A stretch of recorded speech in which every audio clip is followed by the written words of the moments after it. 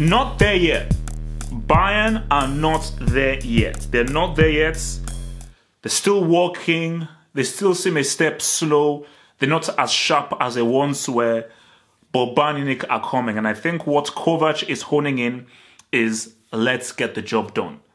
We don't need to look pretty. We don't need to look fancy. We don't need to overplay. Let's get the goal.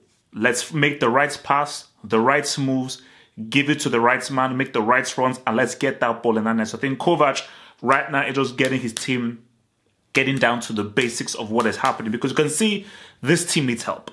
This team needs a rejuvenation and everything. But in this game, I think you just saw why people should give Kovac a chance, because this was really all on Kovac, really, you know, because when they were struggling and everything, people saw what Kovac and everything. People were seem to forget.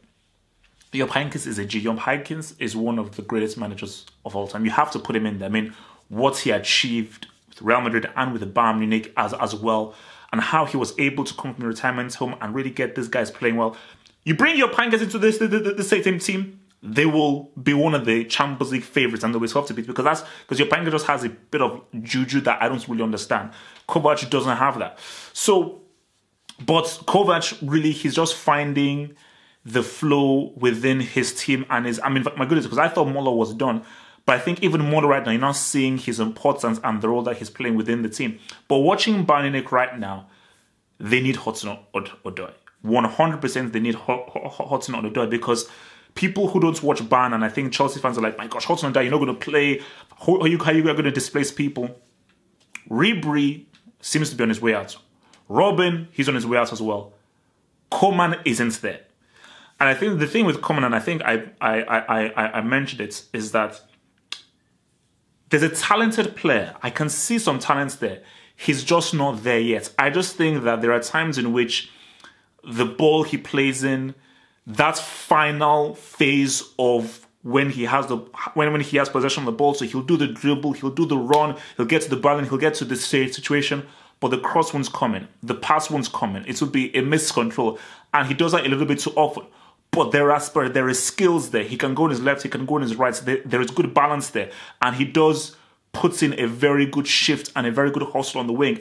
But there's just that bit of refined, dependent, consistent quality that is missing from his game, which I think Hudson-Odoi can bring. Because I just think Hudson-Odoi can just bring in a sharpness and a freshness in so there that I think Bayern Munich are missing. Because I think that is what Salihamidzic and Bayern Munich were looking for. Is I know we need a dependent winger. Because we've got Lewandowski, the striker, and we have Goretzka, who's running in from the midfield as well. We need to try and ride. I think with Goretzka is that, because I mentioned before in the last one, is that he's not a star player. He doesn't really grab the headlines. He's not a player that really stands out. But I think I liken him almost similar to Muller. He's very elusive. And he gets himself in great positions, both in the last game and in this game. Right place, right time makes the finish. And I just think he's one of those players where is he? I can't really find him. And I think he's not a guy that's really particularly fast, particularly skillful. He doesn't have really high technique.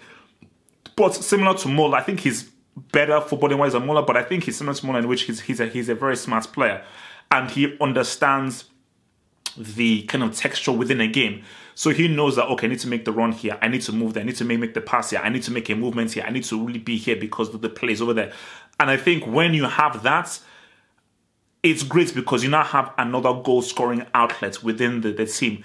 The pressure isn't just all on Lewandowski to try and provide those goals. There's another, what looks like an almost dependent goal-scoring outlet.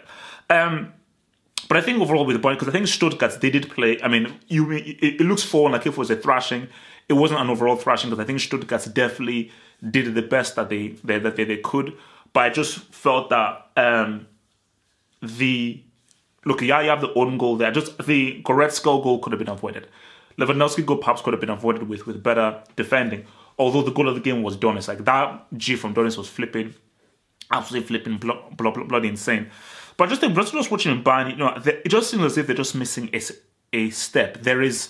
I don't think they're as sharp as they once was, which is why maybe they do need that spark within their team. And I think especially with Martinez as well, because what you have because the midfield is very interesting, because like it's really Thiago is really the controller, because normally you have two controllers or a controller and a guy that just keeps the ball rolling, like a Kroos and a Modric in their flow, or like an Arthur on the Busquets. But I think what you have here is Javi Martinez really is just the DM and really the spoiler, who can bring the ball forward, but he's not really as adept on the ball as Thiago. So maybe Thiago needs another partner in that midfield to try and get better control of the midfield, so Thiago has someone to play off of within the midfield area. But again, they did the key thing is, yes, they need to do better. They need to control the game better. Not need to stop having concentration. Yes, they seem to be missing a step. You can definitely see the age there. They won the game. They got the 3 points. Forget about whether it was 3-1, 2-1, 4. Forget whether it was a struggle. They won the game. They've got it back to 6 points. They're still keeping the pressure on. I think what you're seeing from this Bayern side is they're getting their winning gene back. They're getting their consistency back.